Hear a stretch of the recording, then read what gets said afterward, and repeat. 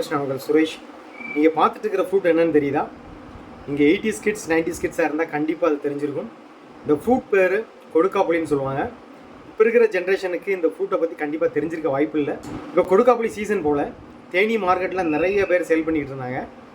இதை பார்த்த உடனே என்னோடய பழைய சைல்ட்ஹுட் ஞாபகம் தான் வருது.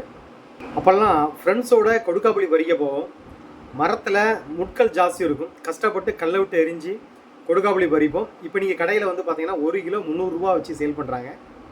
கொடுக்காப்புளியில் நிறைய சத்துக்கள் இருக்குது. Vitamin A, C, B, B2, B6, அப்புறம் calcium, phosphorus, iron, sodium, potassium, நார் சத்து, அந்த மாதிரி வந்து நிறைய விட்டமின்ஸ் இருக்குது.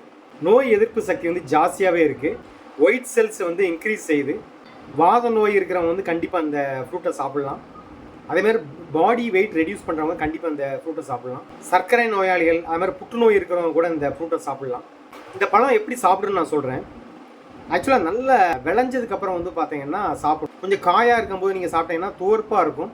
ஸோ அதனால் வந்து சில பேருக்கு பிடிக்காதது. நல்லா பழமாக இருந்துச்சுன்னா நீங்கள் பார்த்துட்டு இருக்கீங்க இல்லையா, இந்த மாதிரி சிகப்பு கலராக இருக்கும்.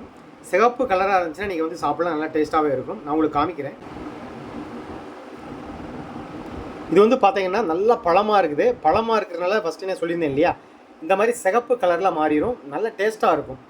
இது வந்து பார்த்தீங்கன்னா இப்போ கொடுக்காப்புளி சீசன், அதனால் வந்து நல்லா அருமையாக இருக்குது. நீங்களே பாருங்கள் எந்த அளவுக்கு ரெட்டிஷாக இருக்குது.